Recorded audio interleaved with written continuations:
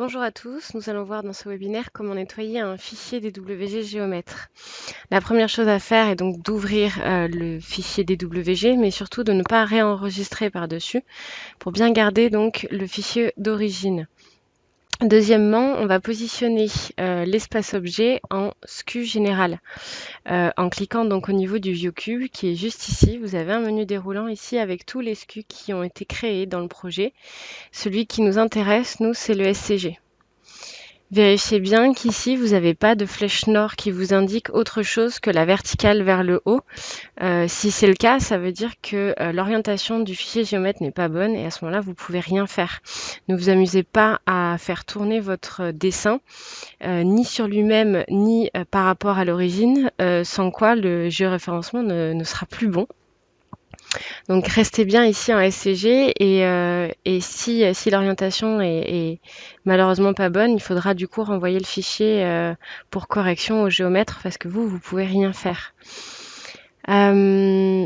Troisièmement, une fois que ça a été vérifié, vous devez aussi vérifier que tous les SKU ont été supprimés.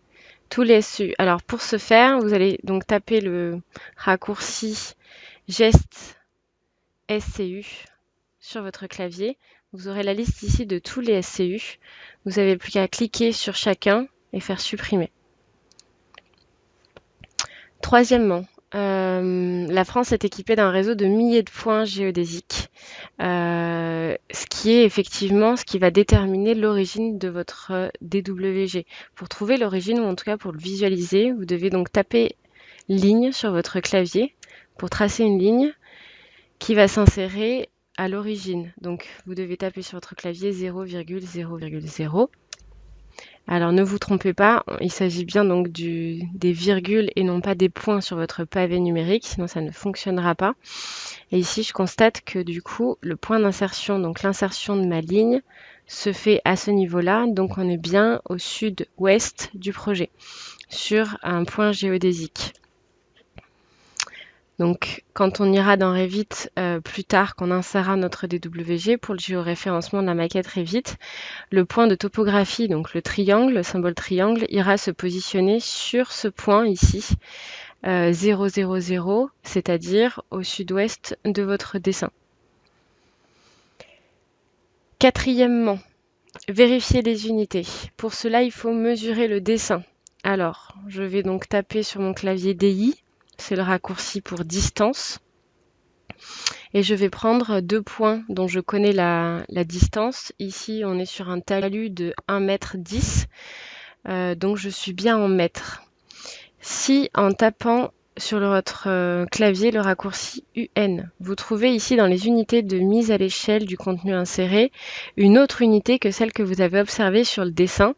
Ne prenez pas en compte cette unité, prenez celle que vous avez trouvée sur le dessin, celle que vous avez mesurée sur le dessin. C'est celle qui va nous permettre d'importer correctement notre DWG sur Revit. Donc celle-ci, ça veut dire tout simplement qu'il y a eu une erreur. Si celle-ci ne correspond pas au dessin, ça veut dire qu'il y a eu une erreur. Donc là, encore une fois, ne faites pas de changement de votre dessin, ne faites pas d'homothétie. Laissez le fichier tel qu'il est et retenez bien juste la mesure que vous avez prise sur votre espace objet. Cinquièmement, on va supprimer de l'espace objet tous les objets lointains parasites qui se situent en dehors du dessin. Alors faites bien attention parce qu'un fichier géomètre, c'est bien souvent, puisque ça va être aussi utilisé pour créer une topographie, c'est bien souvent construit en 3D. Donc là, si je clique sur l'angle, sur un des angles de mon ViewCube, je constate qu'il y a plusieurs couches dans mon dessin d'AutoCAD. Donc quand vous faites le nettoyage de votre dessin, vérifiez bien que vous nettoyez en 3D. Pour être sûr de tout voir, il faut encore activer tous les calques. Alors là, je vais taper calque sur mon clavier pour ouvrir la fenêtre de gestion des calques. Donc vérifiez bien qu'ils sont tous actifs, donc que l'ampoule est bien activée. Et vérifiez bien qu'il n'y en a aucun qui est gelé. Donc vous ne devez pas avoir de flocons, vous devez que avoir des petits soleils. Une fois que ça c'est fait, vous avez la visibilité donc sur tous vos calques et sur tous vos blocs. Et c'est comme ça que vous allez pouvoir nettoyer votre DWG.